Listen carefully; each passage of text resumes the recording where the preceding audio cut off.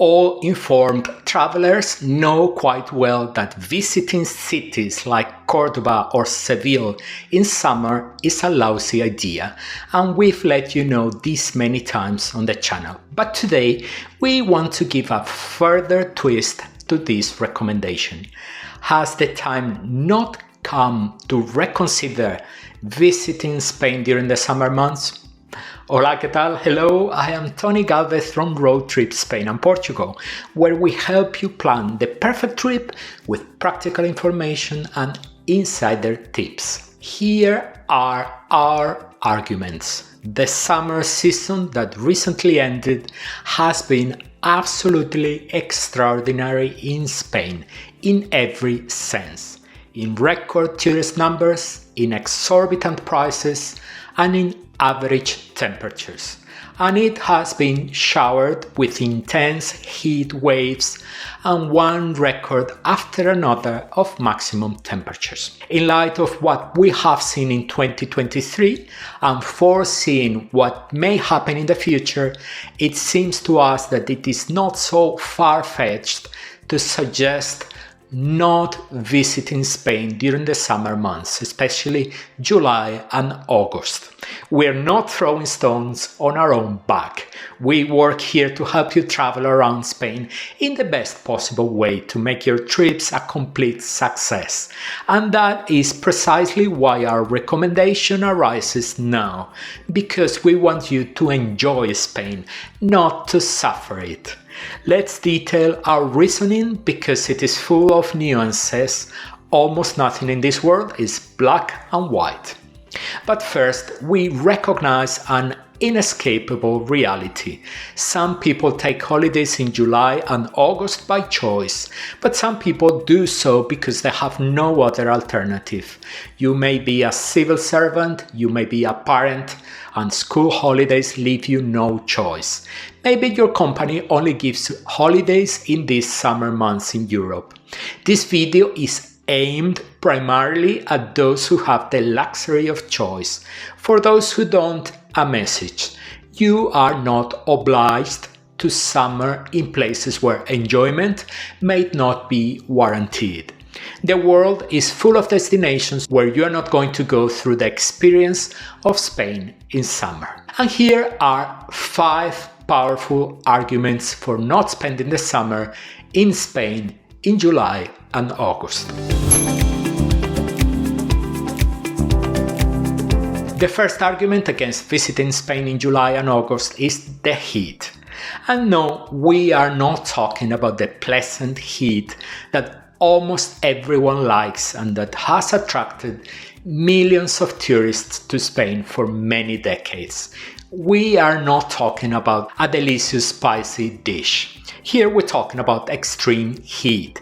You are drinking the spice straight from the bottle. It's unbearable, as if you were standing next to a Valencia falla being consumed by fire, or behind an airplane jet, or next to the river of lava from the Cumbre Vieja volcano that caused so much devastation on the Canary island of La Palma. Informed travelers knew that traveling to places like Cordoba or Seville in July or August, the quintessential summer ghost towns, could be a huge mistake. The problem is that thanks to global warming, the heat that used to be geographically restricted to specific parts of Spain is now beginning to spread to many others, with more intense and more extreme heat waves. It is one record temperature after another. And it is one thing to face a heat wave from the comfort of the air conditioning in your home, if you have it, your hotel, and quite another to go out and explore a city in these conditions,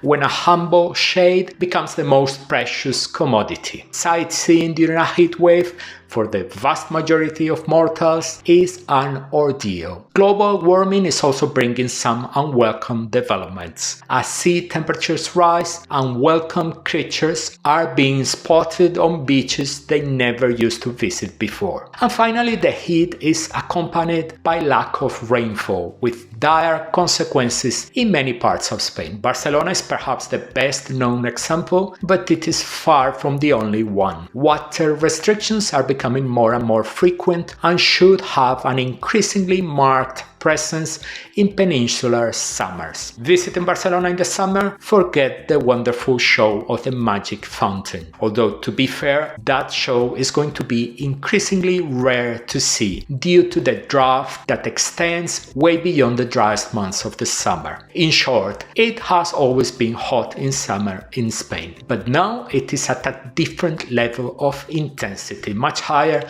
and never seen before. It affects traditionally hot tourist destinations such as the interior of Spain, but also the islands, the Balearic Islands and the Canary Islands, and the traditionally cooler northern coast of Spain. Tourism, under the circumstances described above, is anything but a pleasure. No spectacular revelations here. There have always been tourists on the Spanish coast and all the cities along it, as well as in the Balearic and Canary Islands during the summer months. It's just that there are more and more of them. The suppressed demand for travel due to the pandemic has already been exorcised, and yet 2023 has seen more tourists than ever before in many cities. Barcelona this summer has been almost unbearable. Queue for here, queue for there, queue for everything. Line for attractions, line for museums, line to go up an escalator, line to eat. Those paradise beaches of the Balearic Islands that you have seen in 1001 images, always deserted, will not be seen by your eyes in July or August. By the grace of Spain's tourist success, they can look like a shopping mall a week before Christmas. So it's nothing new, but in July and August, much of Spain, mainly on the coast and islands, is packed with tourists. Where are you not going to find them? In Seville and Cordoba, where even the locals cannot stand the heat. It's the low season of the year, and many businesses close their doors during this period. The third reason for not visiting Spain in July and August is another one that has always been there, but now in 2023 has taken on tragic dimensions. Tourist prices, mainly in hotels. Expensive prices in the high season, perfectly normal, it has always happened. But we don't know what has happened in 2023. It seems that hotel owners have simply lost their minds. The place that best exemplifies this price behavior is Barcelona. And to give you a sense of place, see on the screen now a comparison of equivalent hotel prices in Barcelona and the city of Singapore, which is not known for having a particularly affordable hotel stock. The comparison is simply mind-blowing. Several hoteliers have publicly acknowledged that they are making profits that will be hard to repeat as a result of the considerable price increases they are undertaking. And they are doing so simply because demand allows it. In other words, people are paying those prices. We in particular, have stopped going to Barcelona in recent months. We visit the city regularly several times a year, and we are not willing to submit to this pricing policy. We imagine that when enough people decide that they are not going to jump through the hoops, either market forces themselves will cause prices to correct. But we fear that it will take a long time to correct the damage done to the reputation of the destination, which for many will be indelibly stamped as prohibitively expensive. This price orgy, which has been going on since the beginning of the year, has reached its apotheosis in July and August. If your travel budget is a crucial factor, then we don't have to give you any more reasons to avoid Spain in July and August. A fourth factor for avoiding Spain in July and August is also nothing new. Mainly, but not exclusively, in Spain's major cities, summer is the time for major construction work. And curiously, although we are not suggesting that this is deliberate, far from it, this construction work always tends to affect some vital transport lines for tourists. Last summer in Madrid, we could see perplexed tourists arriving from the airport at Atocha station by bus or by train and getting ready to board the metro only to be met with a station closed for construction work.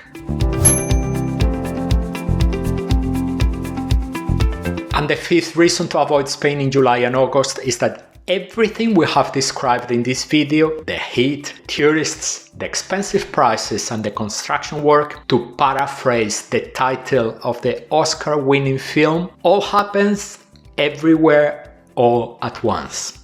The perfect recipe for a far from ideal holiday. Summing up, are you preparing that dream trip to Spain? Make sure it's not in July or August, and if you don't have any other dates, it may be worth waiting a bit until some things, such as hotel prices, normalize. There is no shortage of destinations in the world. We leave you with another video, you will see it now on screen, that will be very useful to prepare a sensational trip to Spain. We are already waiting for you in that video.